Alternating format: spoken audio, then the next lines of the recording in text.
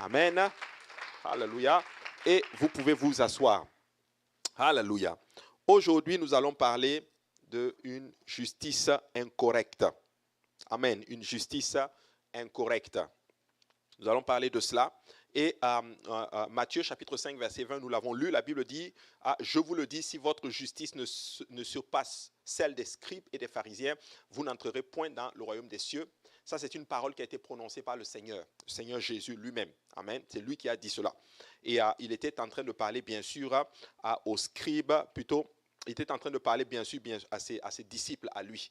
Il leur dit que si votre justice ne surpasse pas celle des scribes et des pharisiens, vous n'allez pas entrer dans le royaume des cieux.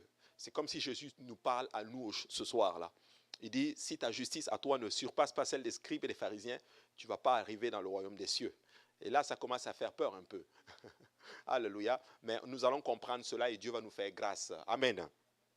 Vous savez, quand tu vas dans la culture juive, un juif sur 10 était un pharisien à l'époque du Seigneur Jésus. C'était la seule secte religieuse juive qui a survécu à la destruction de Jérusalem. Comme vous le savez, Jérusalem a été détruit à un moment donné. Jésus l'avait même déjà prophétisé d'ailleurs. Mais avant cela, que ça allait être détruit encore. Mais avant cela, Jérusalem avait été détruit et cette secte-là, en fait, avait survécu en fait, et c'est devenu en fait le fondement du judaïsme orthodoxe moderne. Donc les juifs orthodoxes là, si tu veux, leur racine c'est vraiment les pharisiens et tout. Et le mot pharisien signifie celui qui est séparé. Donc quand tu vois dans la Bible le pharisien, ça veut dire celui qui est séparé. Et ils sentaient plutôt que leur tâche était de protéger et de propager les lois de Dieu. Ils avaient cette mission-là. Pour eux, ils avaient vraiment cette mission-là. On est là pour propager la parole de Dieu. Et jusqu'à là, ça va très bien. Amen. Leurs écritures centrales étaient Lévitique 11, 45, qui dit « Car je suis l'Éternel qui vous ai fait monter du pays d'Égypte. » Si tu peux nous l'afficher, Lévitique chapitre 11, verset 45. On va le lire ensemble et tout. Lévitique 11, verset 45, l'Écriture nous dit ceci, « Car je suis l'Éternel qui vous ai fait monter du pays d'Égypte pour être votre Dieu et pour que vous soyez saints, car je suis saint. » Donc c'était ça leur credo et ça fonctionne très bien. Et on peut dire que c'est notre credo à nous aussi. Alléluia. Mais nous allons comprendre qu'est-ce que ça veut dire toutes ces Écritures-là. Amen. Les pharisiens étaient des héros nationaux dévoués. Ils ont accepté les Écritures comme données par Dieu. Ils les ont étudiées. Ils ont observé toutes les lois cérémonielles. C'était des fervents, si tu veux, je ne sais pas si on peut dire évangélistes, mais c'était des fervents prosélytes, dans le fond qu'ils essayaient de gagner des gens, ils propageaient et tout.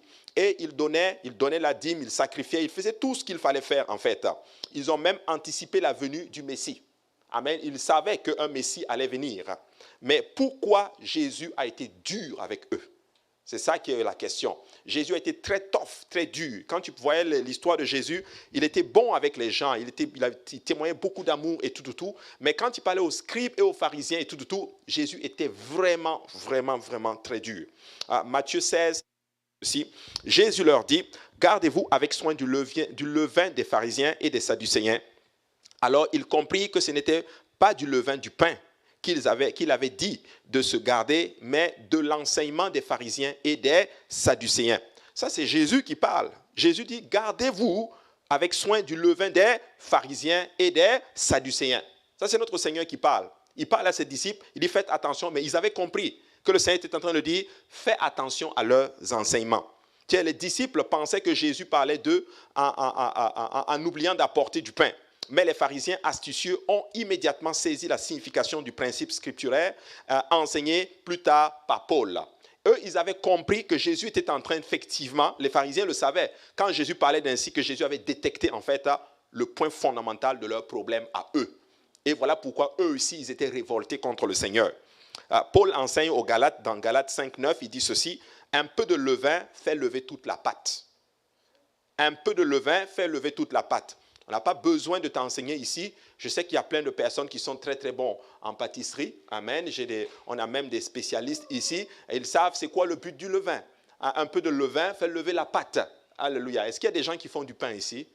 Alléluia. Ah, il y en a qui lèvent la main déjà, qui ont déjà fait. Donc tu mets un peu de levain et puis pouf, ça va lever la pâte. 1 Corinthiens 5, 6 dit ceci, c'est bien à tort que vous vous glorifiez. Ne savez-vous pas qu'un peu de levain fait lever toute la pâte? Faites disparaître le vieux levain afin que vous soyez une pâte nouvelle, puisque vous êtes sans levain, car Christ, notre Pâque, a été immolé. Il dit maintenant, célébrons donc la fête, non avec du vieux levain, non avec un levain de malice et de méchanceté, mais avec les pains sans levain de la pureté et de la vérité. Donc Paul, quand il enseigne, Paul est en train d'expliquer spécifiquement qu'il y a certaines attitudes qu'il faut enlever, et c'est ça qu'on appelle le levain. La méchanceté, la malice et toutes ces choses-là, la duplicité, toutes ces choses-là, il faut les enlever parce que c'était ça le levain des pharisiens en fait. Ils enseignaient quelque chose, mais leur comportement en témoignait autre. Pour ça, Jésus leur dit, soyez différents du levain, ne prenez pas le levain des pharisiens. Amen. Et ça, c'est vraiment important. Donc, le levain est presque toujours utilisé dans les Écritures pour décrire la corruption. Comme le levain, l'influence des pharisiens est pétrie en Israël et avait un effet sur toute la nation. C'était des gens qui étaient influents. Ils avaient de l'enseignement et ce qu'ils disaient était respecté. Amen. On peut dire littéralement, c'est comme un pasteur qui a de l'influence sur les gens. Vous comprenez? Donc, s'il a un mauvais levain, il aura une mauvaise influence sur les gens. Mais s'il a un bon levain, il va aussi avoir une bonne influence. Qu'est-ce que ça veut dire ici? C'est que nous devons être un bon levain. Nous devons avoir de l'influence, une bonne influence sur les gens. Alléluia. Ça, c'est important. Voilà pourquoi je vous enseigne toujours que nous sommes appelés à être le sel de la terre. Alléluia. Dis à ton voisin, tu es un bon levain. Amen. Tu es appelé à lever une pâte. Alléluia. Et ça, c'est important. Alléluia. Maintenant, mais Jésus a dit qu'il n'avait aucun problème avec leurs enseignements, oui, mais leur influence vient de leur exemple. Écoutez-moi bien. Ce que vous êtes parle plus fort que ce que vous êtes en train de dire. Ce que vous êtes parle beaucoup plus fort que ce que vous dites. Vous savez, c'est bon de bien parler. C'est bon de dire, ça c'est tout, mais ton comportement parle bien plus. Écoutez-moi très bien. L'une des meilleures évangélisations que vous allez faire, c'est votre comportement. Nous parlons, certes, mais nous voulons incarner ce que nous parlons. Et c'est ce que Jésus était en train de reprocher, en d'autres termes, aux pharisiens. Il disait aux pharisiens, vous enseignez toutes ces choses-là, mais vous n'êtes pas en train de dire justement toutes ces choses. Vous n'êtes pas en train de vivre ce que vous faites. Donc c'est important. Dis à ton voisin, nous voulons vivre ce que nous croyons. Amen. Ou nous voulons vivre ce que nous disons. Amen. Alléluia. Les pharisiens ont fait confiance à leur apparence extérieure. À l'époque de notre Seigneur Jésus, la philosophie clé des pharisiens était de quoi avons-nous l'air? Amen. C'est-à-dire, avons-nous l'air bien? Alléluia. Avez-vous l'air bien au lieu de sommes-nous vraiment bons? Nous avons étudié sur les assemblages, les choses que nous devons ajouter à la foi. Nous avons parlé de la bonté, n'est-ce pas? On vous a enseigné que la bonté, ce n'est pas juste le fait de dire des choses bonnes, mais c'est même incarner la bonté. Être bon, en fait, au fond de nous. Alléluia. Mais les pharisiens, ce n'était pas ça. Leur but à eux, c'est qu'est-ce que je vais devenir? Qu'est-ce que les gens pensent de moi? Alléluia. Quelle est l'image que je dégage? Alléluia. Qu'est-ce que frère tel pense de moi? Qu'est-ce que sœur tel pense de moi? Mais notre but, ce n'est pas ça là. Notre but doit être qu'est-ce que Jésus pense de moi? Alléluia. Tu sais, l'érudit juif Kaufmann Kohler énumère plusieurs types de pharisiens extrémistes. Il dit ceci, les pharisiens, en anglais c'est ever reckoning, ce qui veut dire des pharisiens qui comptent toujours. C'est ceux qui comptent toujours leurs bonnes actions pour voir si elles compensent leurs échecs. Amen. Vous savez, je suis né musulman et dans l'islam, c'est vraiment ça. C'est si tu fais plus de bien que de mal, là, tu vas être sauvé. Donc au jour du jugement, là, on va peser, on va prendre tes bonnes actions et puis on va mettre dans la balance. Donc si ça dépasse un peu, ouf, je suis sauvé. Alléluia. Si les mauvaises actions dépassent, oh là, c'est fini pour toi. C'est ça en islam. Donc, et ils comptent leurs bonnes actions. Ok, je fais ça, je compte leurs bonnes actions. Ce n'est pas ça, peuple de Dieu. La Bible dit que toute notre justice est une guenille sale devant le Seigneur. Écoute, tu ne peux pas avoir le salut par tes propres actions. Tu ne pourras jamais faire une bonne action qui va dire, où le Seigneur va dire, ok, tu as fait cela, tu mérites le salut. La Bible dit que car tous ont péché et sont privés de la gloire de Dieu. Si vous êtes sauvés, ça va être par pure grâce. Alléluia. Et le Seigneur a déjà payé le prix de notre rançon. Il est mort à la croix pour nous. Il a donné sa vie pour nous. Voilà pourquoi vous et moi, nous sommes ici aujourd'hui. Amen. Peut-on rendre grâce à Dieu? Peut-on dire merci Seigneur pour le sacrifice ultime à la croix? Alléluia. Nous ne voulons pas être des gens qui comptent nos bonnes actions pour penser que nous sommes bien. Ensuite, nous avons les pharisiens, ce qu'on appelle wait a little, attendre un peu, qui demandaient à quelqu'un de l'attendre pendant qu'il accomplissait une bonne action. Attends-moi que je accomplisse une bonne action, genre pour que tu vois que je suis en train de faire une bonne action. Nous ne voulons pas être ces gens de chrétiens-là. Amen. Nous voulons être des chrétiens bons et des chrétiens vrais. Alléluia. Et où il y avait aussi le troisième type de pharisiens, c'est les pharisiens aveugles. Eux-là, c'est eux qui se contusionnaient en marchant contre un mur parce qu'ils fermaient les yeux pour ne pas voir une femme. C'était ça, ces juifs-là. Quand ils voient une femme, ils sont trop sanctifiés. Alléluia. Peuple de Dieu, écoutez-moi très bien. Hein? Après, je ne suis pas non plus en train d'ouvrir une porte, mais je suis en train de vous dire une chose. Tu sais, quand tu as un bon esprit là, ce n'est pas un problème. Tu vas vivre dans la sanctification. Amen. Hein? Il y a des gens ils veulent montrer qu'ils sont trop sanctifiés. Alléluia. Non, Alléluia.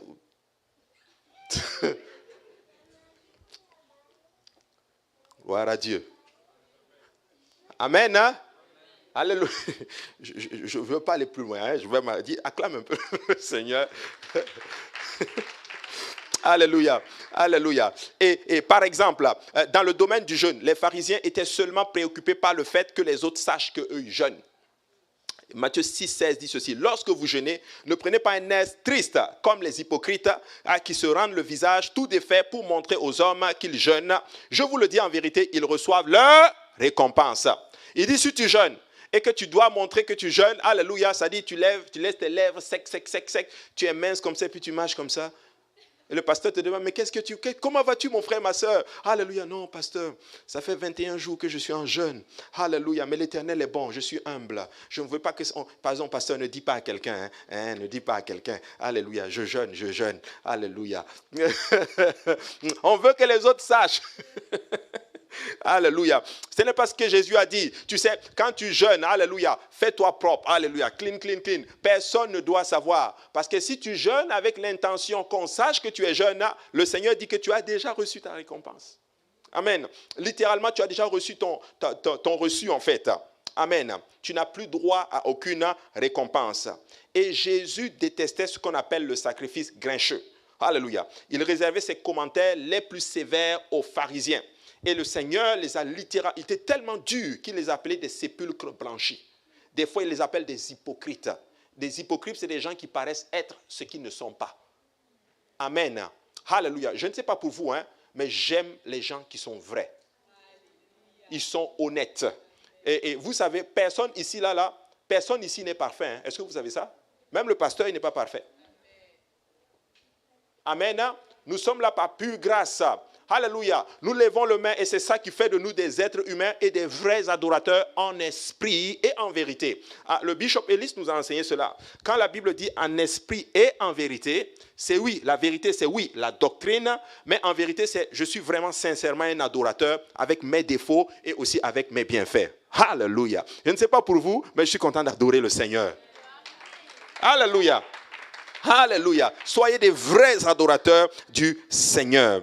Alléluia. Tu sais, il les appelait même des fois des impies en fait. Tu vois? Et tu vois cela dans Matthieu chapitre 23. Deuxième point, les pharisiens ils faisaient confiance à leurs propres actions. Ils avaient érigé des clôtures pour se tenir à une distance sécuritaire de la loi. Tu vois, celle-ci a été appelée seyag en hébreu, qui signifie clôture en fait.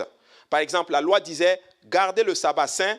Eux, ils vont mettre des lois sur les clôtures. Ils vont ajouter d'autres barrières encore. En fait, ils vont rendre rigide la loi. Tu vois? Ils disaient ceci, par exemple, ne travaille même pas. Oui, ils ont pris la loi, garder le sabbat saint, et ils vont dire, ok, ne travaille même pas. Amen. Ne cueille pas des céréales, ne voyage pas, ne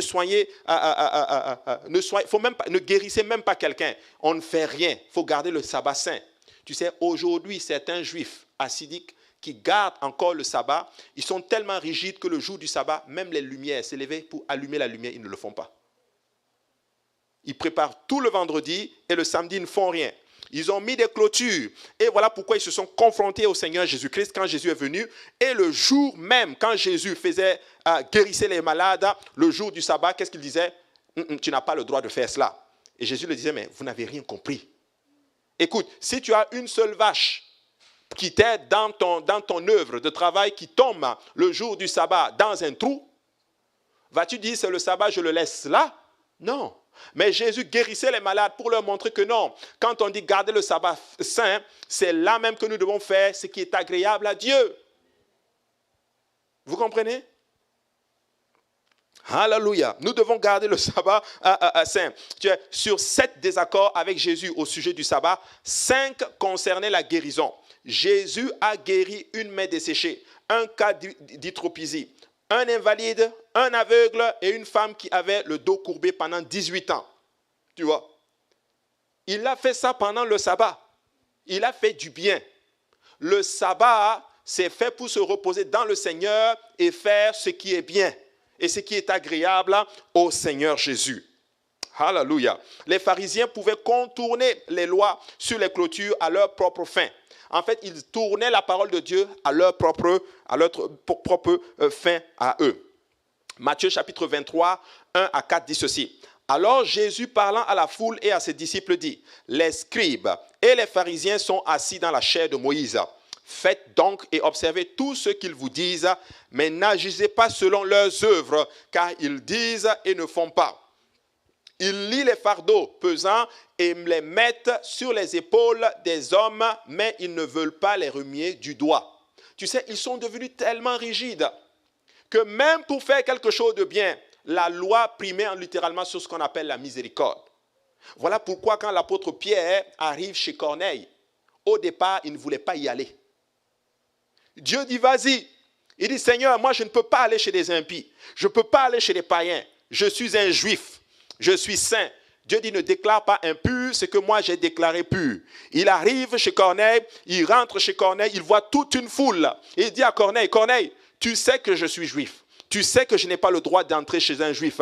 Mais Dieu m'a montré qu'il ne faut regarder personne comme impur. Dieu m'a montré que celui qui le cherche dans toutes les nations, il obtient miséricorde. Faites-moi donc savoir pourquoi vous m'avez fait venir maintenant. Et puis là maintenant, pouf, Corneille commence à raconter. Peuple de Dieu, écoutez-moi très bien. Si nous allons gagner le monde, si nous allons impacter littéralement, nous allons apprendre à aller au-delà même de certaines des barrières sur lesquelles nous nous sommes fixés. Alléluia. Oui, je prêche la sanctification, mais nous ne devons pas arriver à une place où nous comprenons mal la sanctification.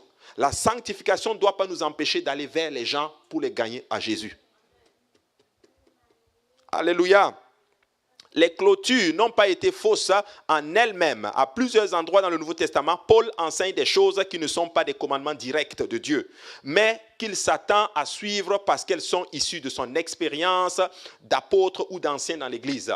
Il y a certains principes qu'on va mettre en place qui ne sont pas des commandements directs de la part de Dieu. C'est des clôtures, des barrières, des standards qu'on va mettre en tant qu'Église qui ne sont pas forcément dans la parole de Dieu, mais qui sont décrites par l'expérience pour nous préserver en fait. Alléluia. Écoute ceci. Il y a certaines marges d'autorité que le Seigneur va donner à l'homme de Dieu. Oui, voilà pourquoi dans certains cas, Paul enseigne, Paul dit ceci, ce n'est pas Dieu qui dit, mais c'est moi qui vous dis. Amen. Donc, moi, en 2022, ton pasteur va aussi souvent dire, ok, va pas dans cette direction. On va faire comme cela et tout. Ça n'a rien à voir avec la doctrine, mais c'est pour vous préserver. C'est pour littéralement vous préserver. Ce n'est pas mauvais les clôtures, mais les clôtures ne doivent pas nous empêcher de gagner des âmes. Vous comprenez cela? C'est important. Alléluia. Et 1 Corinthiens 7 et 6, il dit, mais je dis cela par permission et non par commandement. Quand tu vas dans 2 Thessaloniciens 3, 6, éloignez-vous de tout frère qui marche dans le désordre et non selon la tradition qu'il a reçue de nous. Ça, c'est Paul qui parle. Ce sont des clôtures. Mais qu'est-ce que Paul parle? Nous devons comprendre le contexte. Amen. Écoute-moi bien. Quand il parle de tout faux frère ici, c'est toute personne qui a vraiment décidé de ne pas vivre pour le Seigneur, mais qui a une mauvaise influence et qui s'est résolu à ne pas le faire. À ce moment-là, Paul dit, éloigne-toi. Mais si quelqu'un est loin et ne sert pas le Seigneur, que tu peux aller avoir de l'influence et tirer la personne, à ce moment-là, ce verset, cette parole n'est pas valide. nous devons être sages parce que nous voulons gagner des âmes. Vous comprenez, c'est ça que je suis en train d'enseigner. Amen. Alléluia. 1 Corinthiens 7, 12, il dit, mais c'est moi qui parle, pas le Seigneur, par exemple. Nous ne nous tromperons jamais en nous soumettant à l'enseignement des anciens pieux. Tu ne vas jamais te tromper en suivant le conseil d'un ancien, pieux en tout cas. Alléluia. C'est très important. Mais les pharisiens ont confié aux clôtures se sont confiés aux clôtures plutôt qu'aux principes de Dieu. Nos actions, aussi justes soient-elles, ne peuvent pas nous rendre justes devant Dieu. Absolument pas du tout. Ne pense pas, en d'autres termes, que c'est, et en passant, même quand Dieu te bénit, ce n'est pas parce que tu es saint. Amen. Dieu te bénit juste. Dieu te bénit parce qu'il prend plaisir à te bénir. Après, je n'ai pas dit qu'il ne faut pas se sanctifier. Nous nous sanctifions parce que car Dieu est saint. En fait, écoute-moi très bien. Tu sais, la sanctification est le résultat de ma conversion. Comme je suis chrétien, naturellement, je deviens saint. Amen. Et comme je suis enfant de Dieu, je suis béni par Dieu. Je ne veux pas que vous arriviez à cette place que vous disiez, ok, je vais faire comme cela pour que Dieu me bénisse. Si je fais comme cela, Dieu doit forcément me bénir. Alléluia. Si tu penses ainsi, ça ne va pas fonctionner. C'est comme quelqu'un qui donne sa dîme. Je vais donner ma dîme et Dieu va me donner peut-être 10 fois plus. Ça ne marche pas. Tu peux donner ta dîme et Dieu te bénit. Comme tu peux donner ta dîme, il te laisse sécher aussi pour un temps. Alléluia. Mais ça fait quoi? Je suis enfant de Dieu et en tant qu'enfant de Dieu, c'est ce que je dois faire, tout simplement.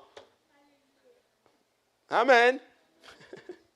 Alléluia. Tu sais, avant de poursuivre, répondons maintenant à une question qui implique d'être une question qui peut être posée.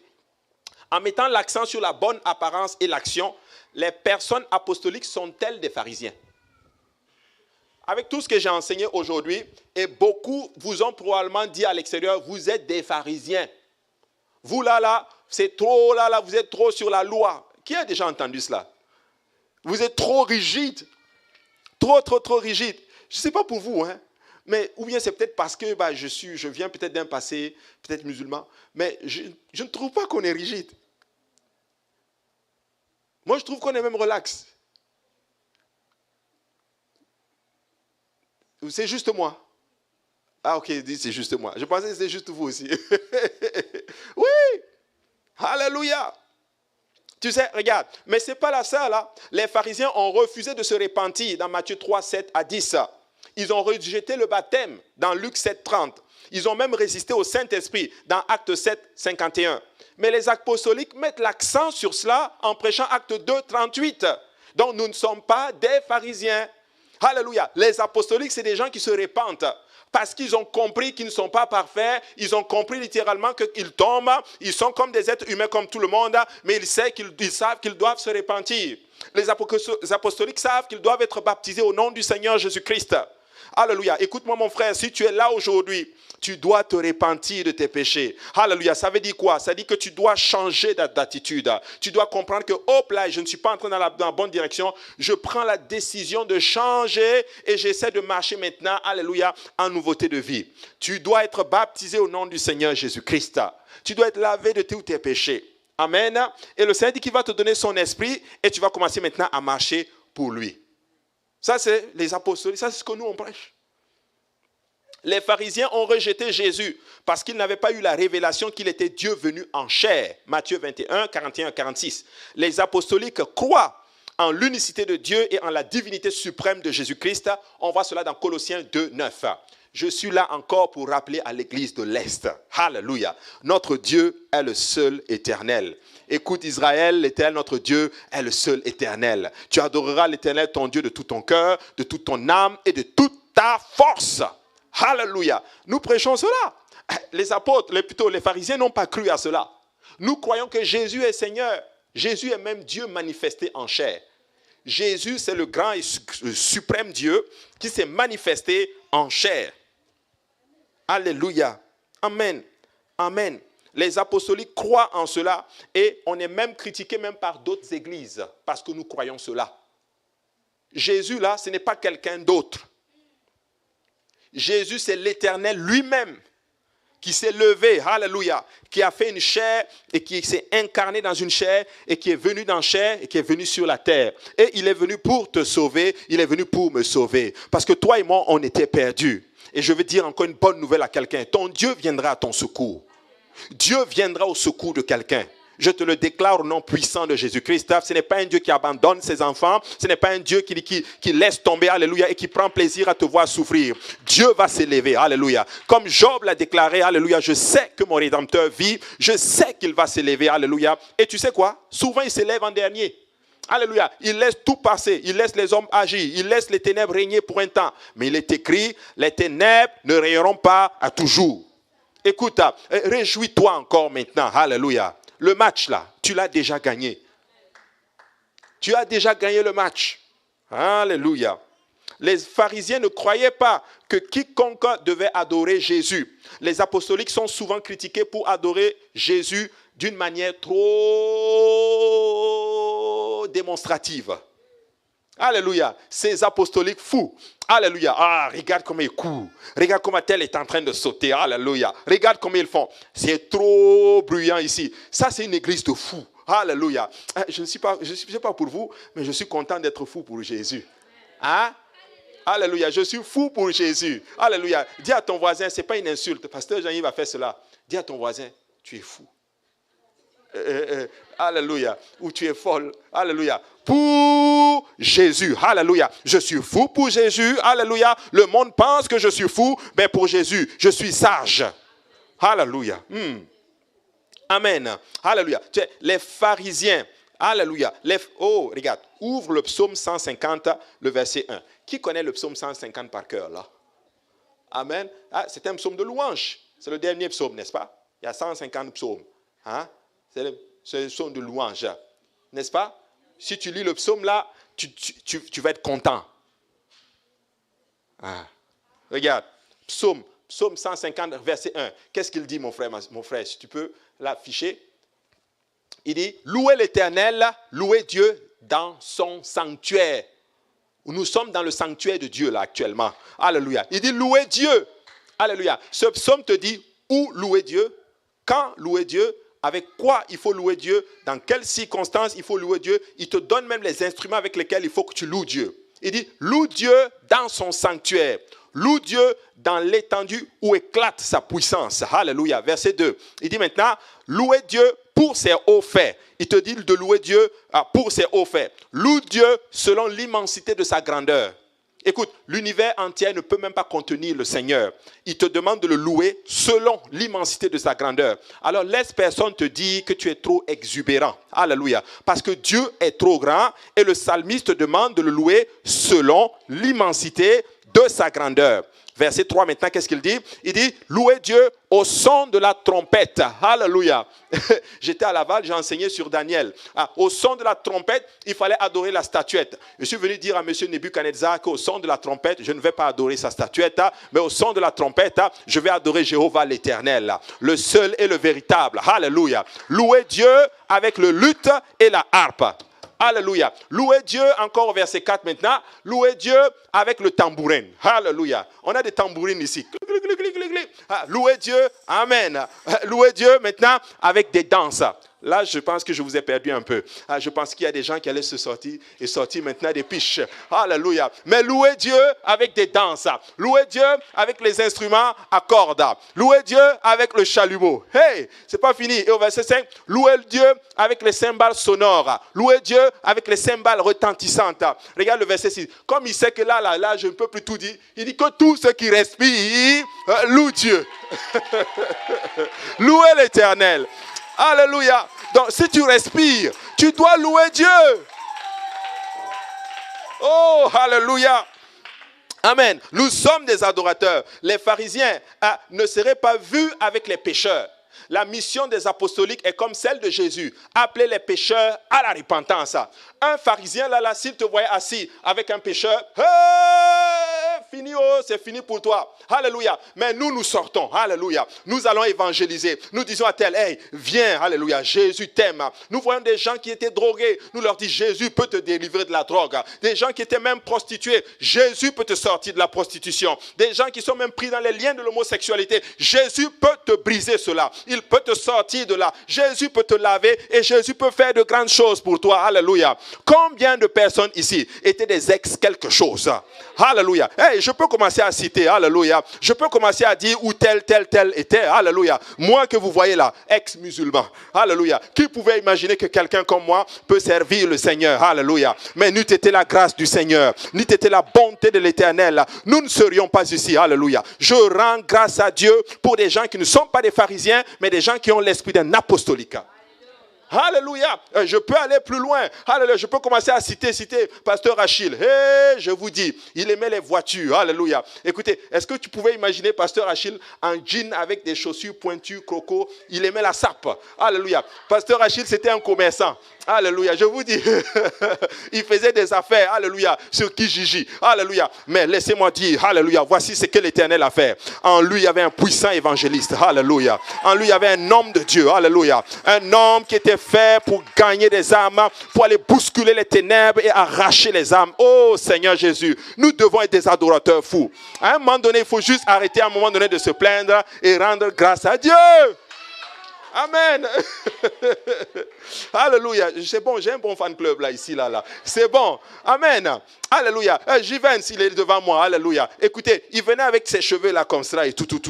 Alléluia. Mais regardez ce beau gosse assis. Alléluia. Hein? Alléluia. L'Éternel est bon. Amen. Sœur Dalène, elle m'a raconté son témoignage. Elle m'a dit tout ce qu'elle faisait dans le monde. Alléluia. Mais regarde ce que l'Éternel a fait aujourd'hui. Alléluia. Tu sais, le diable a échoué. Alléluia. Le diable a échoué. Alléluia. Sœur Carole, maman Nangaï, alléluia. Quand elle est arrivée, je peux dire ou pas, Sœur Carole, Sœur Carole ne pouvait pas parler 2 minutes sans pleurer. Alléluia. Mais regarde aujourd'hui, dès que le tambourin sonne, je la vois devant ici en train d'adorer le Seigneur. Dieu a fait de grandes choses. Alléluia. Et je peux continuer comme cela. Frère Stéphane, maman Nangaï. On a plaidé avec Pasteur Stéphane. Amen. Prophétie. Alléluia. On a plaidé avec lui pour qu'il s'achète des bottes. Tu sais, il venait, il était mince comme ça. Il avait un petit manteau. Tu sais, à moins 50 là, ou moins 50. Il était avec son petit manteau là, comme ça. Il était tourmenté. Alléluia. Il voyait des démons partout. Alléluia. Mais un jour, l'Éternel a touché le frère Stéphane. Alléluia. Quand il chantait, tout le monde bouchait ses oreilles. Je me rappelle cela chez le pasteur Yannick. Personne ne voulait goûter le frère Stéphane chanter quand on était chez le frère. Oui, je vous le dis. Quand il chantait, les gens disaient, Stéphane, c'est bon. Alléluia. Mais il persévérait. Et un jour, une sœur lui a dit, mon frère, toi, tu vas être un chantre de l'Éternel. Aujourd'hui, lorsqu'il chante, la présence du Seigneur tombe. Alléluia. Je veux dire à quelqu'un aujourd'hui, alléluia, ne laisse pas l'esprit du pharisianisme t'arrêter. Alléluia. Tu es fait. Alléluia. Et d'où que tu viennes, Dieu va faire de grandes choses pour toi. Alléluia. Sœur Katiana, j'aime beaucoup son témoignage. Alléluia. Je me rappelle il y a quelque temps comment l'esprit, le mauvais esprit la secouait. Aujourd'hui, c'est le Saint-Esprit qui la secoue. Alléluia. Oh Jésus, je peux citer tout le monde, mais vous savez quoi, je vais finir ma leçon un peu, alléluia. Si je ne t'ai pas cité, ce n'est pas parce que tu n'as pas un témoignage, mais c'est probablement parce que tu as un témoignage et que le prédicateur n'a pas le temps de tout citer. Mais lève-toi, dis, j'ai un témoignage. Alléluia, j'ai un témoignage. J'ai un témoignage. Tu as un témoignage et Dieu n'a pas fini. Alléluia. Maman Caroline, alors, maman Nangaye. Alléluia. Je me rappelle, vous savez, il y a beaucoup d'entre vous ici. Je vous ai baptisé au nom de Jésus. Je me rappelle au début quand elle est arrivée. Mais regarde ce que le Seigneur a fait. Alléluia. Elle est venue, je me rappelle, avec ses enfants. Regarde, Khalil était tout bébé à l'époque. Mais regarde, Khalil s'appelle Pasteur Abou Khalil.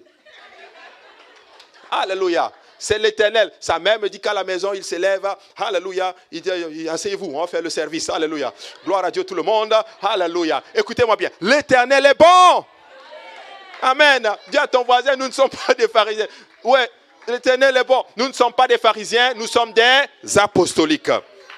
Alléluia. Tu sais, veuillez noter que les pharisiens Les pharisiens n'ont jamais eu une fois critiqué Jésus ou ses disciples pour leur apparence extérieure. Ils attendaient toujours de trouver un défaut en Jésus pour les discréditer, ainsi que ses enseignements. Les pharisiens étaient connus pour être extrêmement saints en apparence, mais ils n'ont rien trouvé à critiquer en Jésus. Tu sais, ils voyaient Jésus, on le critiquait.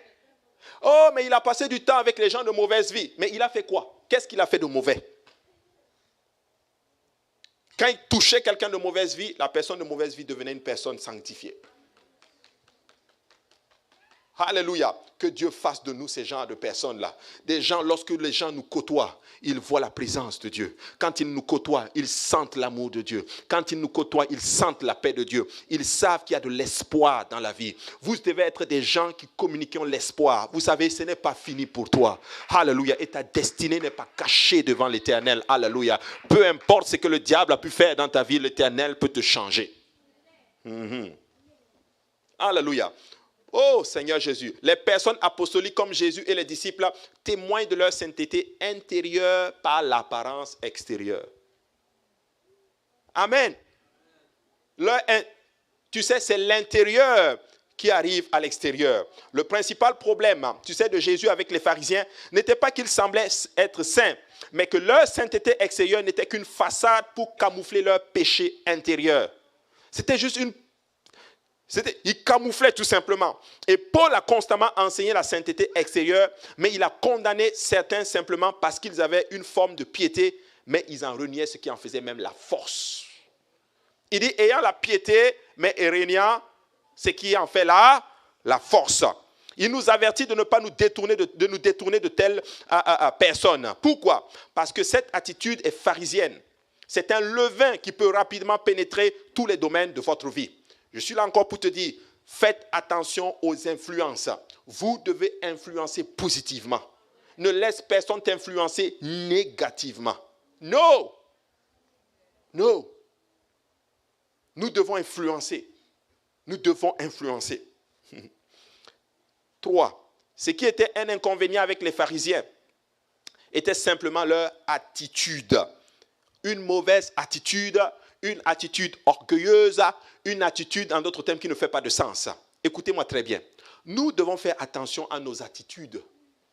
Tu sais, des fois, il ne suffit pas seulement de dire « je ne t'aime pas », mais je peux avoir une attitude qui dit « je ne t'aime pas ». Nos attitudes parlent plus fort que nos mots. Alléluia. Amen. C'est important. Amen. Les pharisiens sont devenus plus saints et ils ne voulaient même pas s'associer avec ceux qu'ils pensaient être moins spirituels.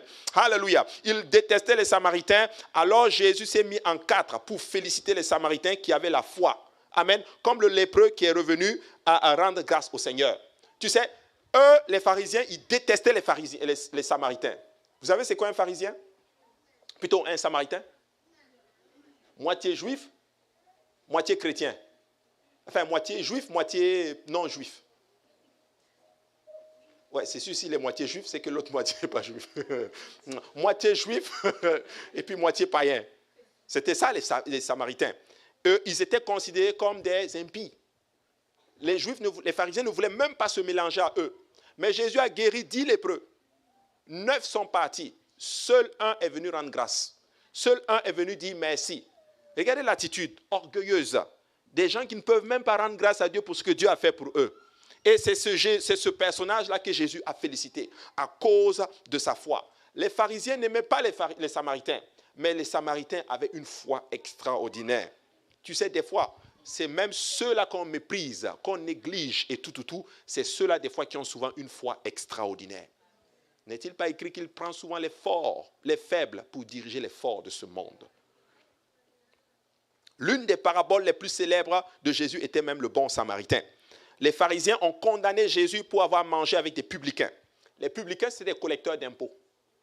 C'était des fémans. Des tricheurs, si on peut dire ça. C'était des gens qui volaient les impôts. C'était des douaniers. Enfin, pas les douaniers d'avant, là. OK. C'était des collecteurs d'impôts. Mais les pharisiens ne voulaient pas communiquer avec les publicains. Mais tu sais quoi? Un des publicains connus, évangélistes de la parole de Dieu, c'est Matthieu. Matthieu était un publicain, il s'appelait Lévi. C'était un collecteur d'impôts. Et Jésus va faire même une parole, il va raconter une histoire. Alléluia. Il a enseigné que les pharisiens enseignaient que tromper un publicain était pieux et que les publicains ne pouvaient jamais se repentir. Je vais tuer un enseignement qui est dehors. Il y en a qui vont enseigner des fois que même en tant que chrétien, si tu roules un non-chrétien, c'est correct. Oui, oui. Si tu triches, tu triches quelqu'un qui n'est pas chrétien, c'est correct, il n'y a pas de problème. C'est pas bon. Alléluia. C'est pas bon. Ça, c'était pasteur Achille à l'époque. Je me rappelle, quand il voulait acheter une voiture, et j'étais allé voir la voiture, c'est ça, non? J'étais allé voir la voiture. Et c'était avec une personne qui était, il était d'une autre truc et tout. Et on parlait de la voiture. Vous savez ce qu'il m'a dit? Moi, j'étais allé voir, pasteur Achille n'était pas là. Et puis, il a dit le prix. Et puis, il m'a dit, ouais, mais tu sais, je peux te donner le prix, mais quand tu vas arriver à la SAC, déclare un autre prix. C'était à pasteur Achille. Non, il m'a dit oui, qu'il a dit ça à pasteur Achille. Mais il me dit, mais frère Achille a dit non, qu'il ne peut pas faire cela, lui, les chrétiens et tout. J'ai dit oui, oui, c'est ça même. C'est le bon prix qu'on doit déclarer. Pourquoi mentir? Pourquoi mentir? Il dit non, mais on peut faire cela et tout. De toute façon, eux, ils trichent, ils volent les impôts et tout. On peut faire ça et personne ne saura pas. Vous êtes des chrétiens, alléluia. Vous êtes des gens justes, vous êtes honnêtes, alléluia. De toute façon, tente même de faire cela. C'est Jésus qui va te récupérer quelque part. Amen. Oui, mais les pharisiens étaient des collecteurs d'impôts et ils pensaient que ces gens-là ne peuvent pas se repentir. Oui, ils peuvent aussi se repentir. Et Jésus a fait tout son possible pour louer la foi de Zachée. Qui connaît Zachée? Zachée, c'est dans la parole. Luc 19. Regarde, tu vas lire Luc 19 là, tu vas comprendre. Luc 19. Luc 19, on va lire cela rapidement et on va bientôt terminer. Regarde, Luc 19, au verset 1, la Bible dit, Jésus étant entré dans Jéricho, traversa la ville, et voici un homme riche appelé Zachée, chef des publicains, cherchait à voir qui était Jésus. Mais il ne pouvait y parvenir à cause de la foule, car il était de petite taille. C'est Zachée.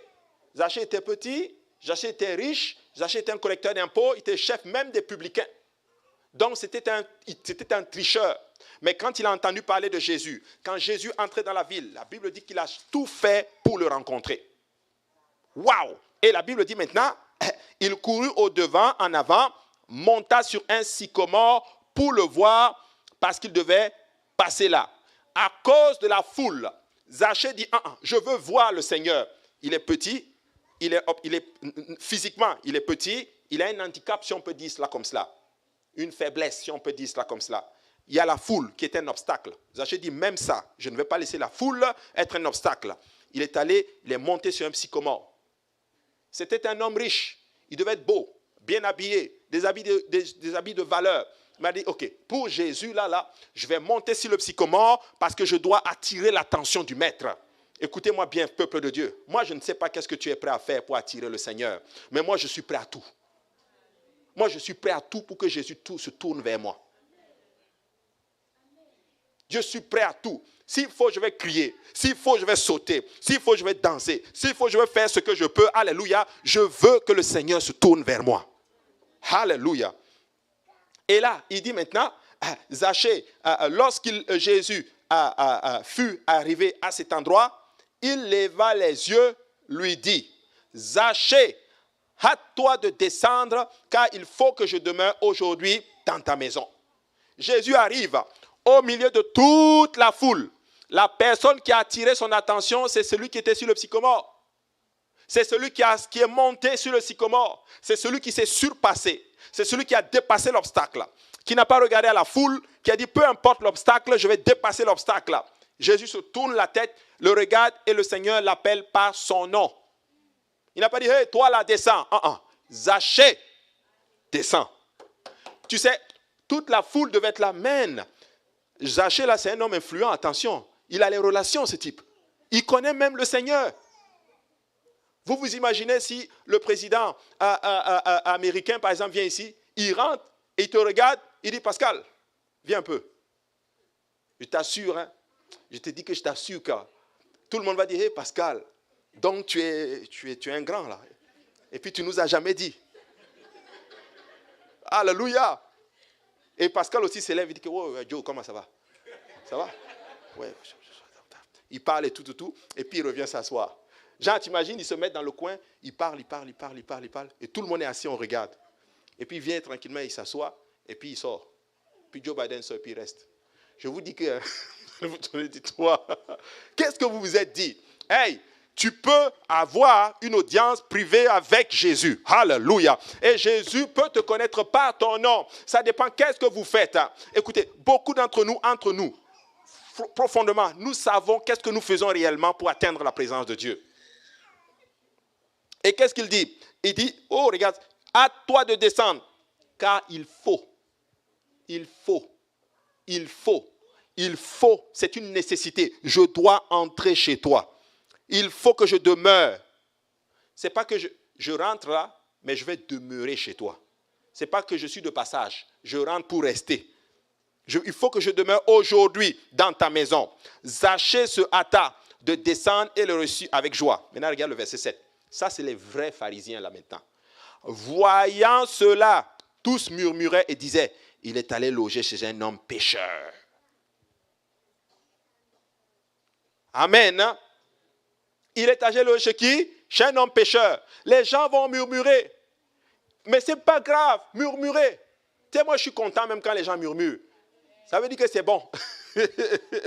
Alléluia. Mais laisse-moi te dire, le plus important, c'est que Jésus se tourne vers moi.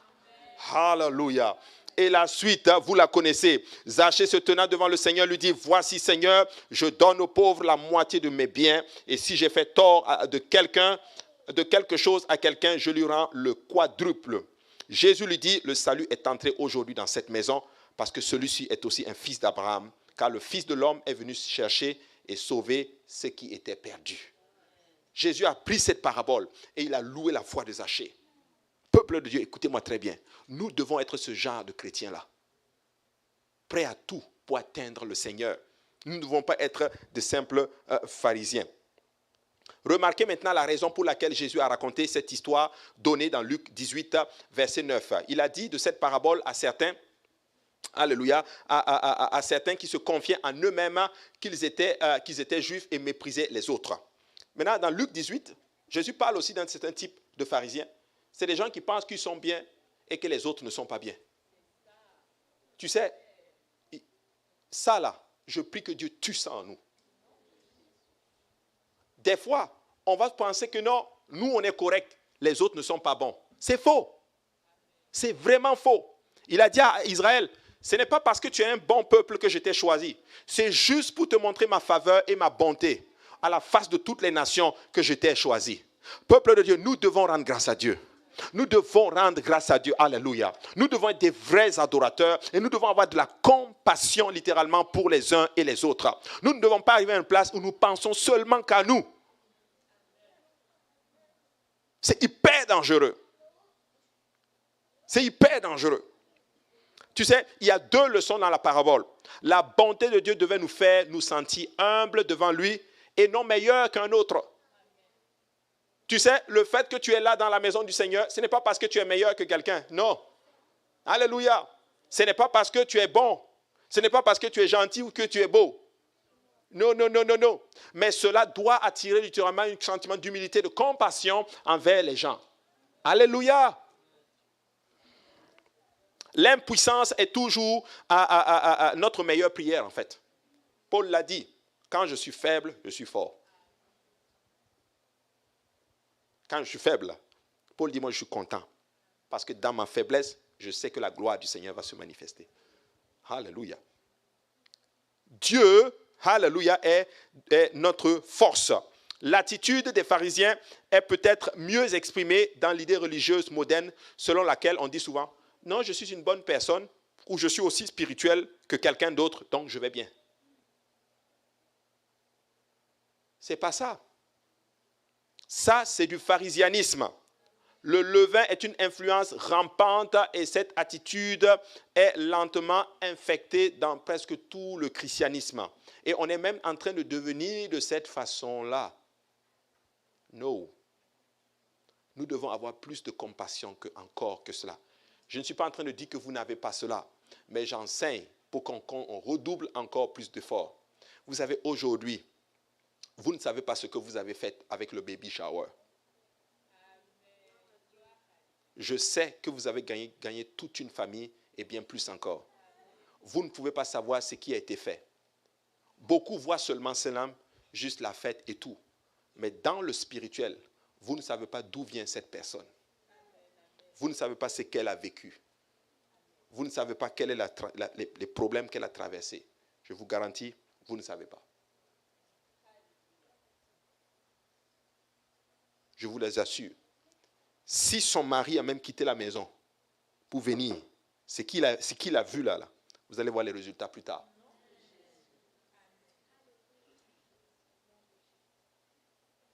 Alléluia. Elle m'a dit, elle a appelé en Haïti, elle a dit toute sa famille, j'ai trouvé une famille. J'ai trouvé une maison. C'est ça. Mais on connaît la vie. On connaît les situations. Mais on ne va pas là. On sait juste, au-delà de tout, il y a l'être humain. Il faut aimer ton prochain comme toi-même. Amen. Oui, il faut aimer ton prochain. Alléluia. Pour entrer dans le royaume des cieux, Jésus dit que notre justice doit dépasser celle des scribes et des pharisiens.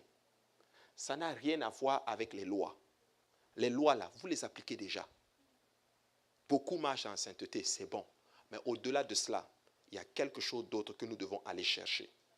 Aimons-nous les uns les autres comme nous-mêmes. C'est le point de la leçon. Est-ce que notre justice est correcte?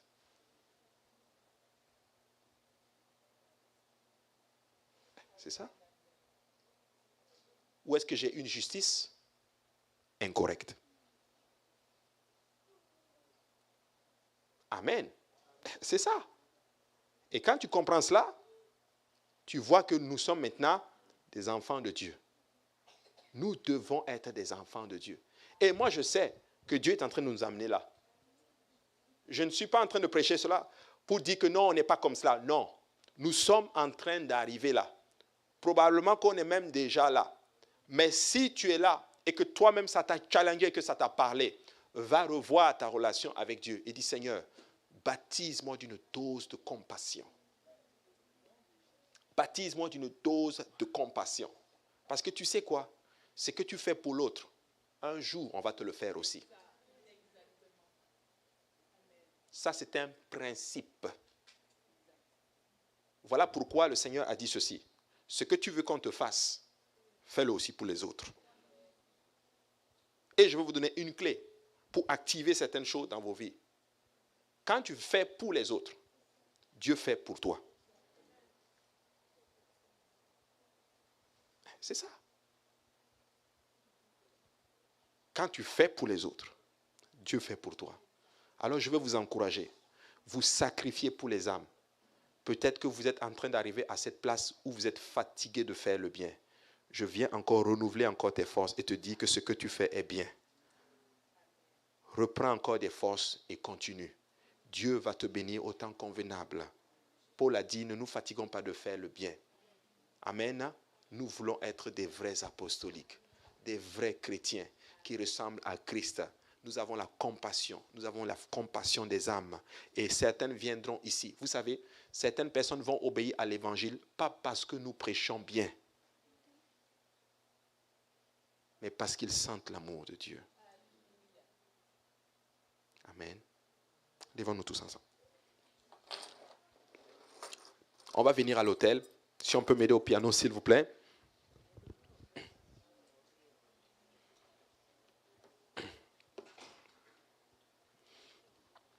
Alléluia. Gloire au nom du Seigneur Jésus. Aujourd'hui, Dieu va nous faire grâce. Je sais que Dieu va nous baptiser d'une bonne dose de miséricorde et de compassion. Amen. Une bonne dose de miséricorde. Et si tu es là aujourd'hui et que tu as besoin d'une touche du Seigneur, nous allons prier avec toi et Dieu va te fortifier, Dieu va te toucher. Nous allons prier les uns pour les autres. Nous allons imposer la main les uns pour les autres. Et nous allons, si on peut appeler ça de l'impartition. Amen. L'impartition d'une bonne dose d'amour. Amen. Alléluia. Et le Seigneur va le faire. Vous savez, je vais le dire. Je n'ai pas un problème, je vais le dire. Je dis. Si c'est faux, le pasteur va me corriger. Pas grave. Vous savez, l'église tourne. C'est bien. Mais dans chaque structure qui tourne, il y a un moteur. Il y a un moteur qui encourage cela, qui propulse cela. Mais notre prière, vous savez c'est quoi? Notre moteur ne doit pas juste quelques personnes. Le moteur qui fait tourner, ça doit être tout le monde. Et à son niveau. Tout le monde fait à son niveau. Amen. Nous tous, nous devons être des moteurs. Amen. L'œuvre ne doit pas... Vous savez, gagner les âmes ou l'évangélisation ne doit pas reposer seulement sur Pasteur Achille. Ouais. Pourquoi? Il ne doit pas être seulement lui seul le moteur. Non. Mais toute l'Église doit être le moteur de l'évangélisation. Nous devons tous être des évangélistes. Vrai ou faux? L'enseignement ne doit pas être reposé sur quelques personnes. Nous tous, nous sommes des enseignants. Et à notre niveau, peut-être que je ne peux peut-être pas prendre une charte et aller m'asseoir et enseigner. Mais tu sais quoi? Je peux peut-être accompagner quelqu'un à une étude biblique, par exemple, parce que je veux voir l'âme sauvée. Peut-être qu'à mon niveau, je ne peux pas peut-être faire telle chose, par exemple. Mais qu'est-ce que je peux faire à mon niveau pour juste influencer une âme? Parce que je veux être bon. Je suis un chrétien. Vous comprenez cela? Vous savez, je m'assois, je regarde souvent l'église. Je regarde l'église de l'Est. Je peux te dire exactement c'est quoi le moteur, c'est qui les moteurs. Je peux te dire ça repose sur qui. Je peux te dire par exemple si tel n'est pas là, ça va être chaud. Mais nous ne devons pas arriver là. Toute l'église doit être un moteur. Toute l'église doit être une pile. Amen. Tout le monde. Tout le monde doit être en fait disponible à son niveau, à un certain niveau. Après, je comprends chacun ses réalités. Mais vous comprenez ce que je suis en train de dire? Je suis un moteur. Dis à ton voisin, je suis un moteur. Amen. Alléluia. Et ensemble, on va le faire. Alléluia. Amen. Nous allons prier les uns pour les autres.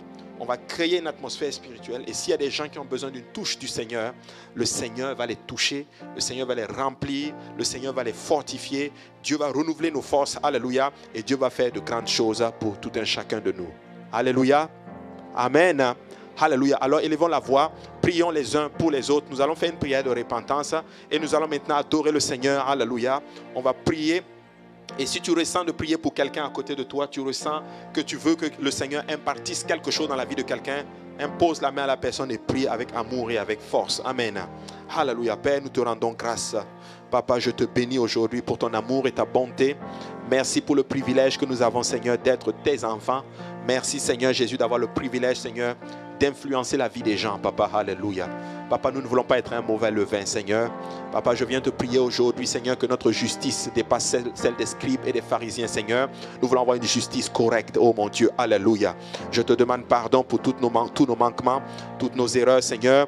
Et je te dis aussi merci, Alléluia, pour ce beau peuple, Seigneur. Pour ces âmes, Papa, pour ces soldats de l'Éternel que tu as formés, Seigneur, qui sont dévoués, Seigneur, Papa. Alléluia. Toute personne ici, Seigneur Jésus, est un moteur, Seigneur Jésus.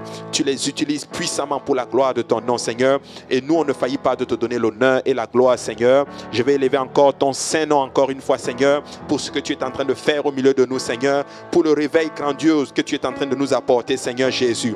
Élève-toi maintenant, Seigneur, et rallume maintenant nos forces encore une fois, Seigneur. Permets qu'on ne soit pas fatigué de faire le bien, Seigneur Jésus-Christ. Alléluia. Aide-nous, Seigneur, à continuer d'influencer les vies, Seigneur Jésus, à tout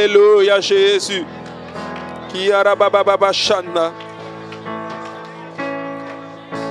Alléluia, Jesus. Shata la maishanda la maishata. Kirabayoko robobo sonto robobo santa. Alléluia, Jesus.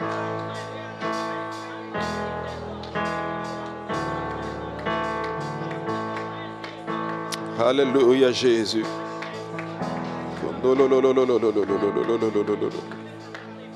Alléluia. Vous savez, Pasteur Serge nous a raconté une fois une histoire. Ils ont témoigné à un jeune homme pendant longtemps pour le gagner à Dieu. Pendant longtemps, il a refusé. Ils lui ont parlé, ils ont prêché l'enfer. Ils ont prêché tout. Ils ont parlé, sorti tous les versets. Il n'a pas voulu le faire. Mais un jour, il est tombé malade. Le pasteur Serge a pris son vélo, il était en Allemagne. Il a parcouru plusieurs kilomètres juste pour aller lui acheter des médicaments. Ça là, c'est ça qui a fait qu'il a donné sa vie à Jésus. Un acte d'amour comme cela. Jésus a dit, aimez-vous. Aimez-vous les uns les autres comme je vous ai aimé. À cela, on reconnaîtra que vous êtes mes disciples. Amen. Je ne dis pas qu'on n'a pas ça. On l'a. Mais on peut aller encore plus loin. Et Dieu va faire de grandes choses parmi nous. Amen. Amen. Alléluia. Acclame le Seigneur. Alléluia. Dis à ta voisine, pour les sœurs, dis à ton voisin, je t'aime beaucoup. Alléluia. Alléluia. Je t'aime beaucoup. Amen.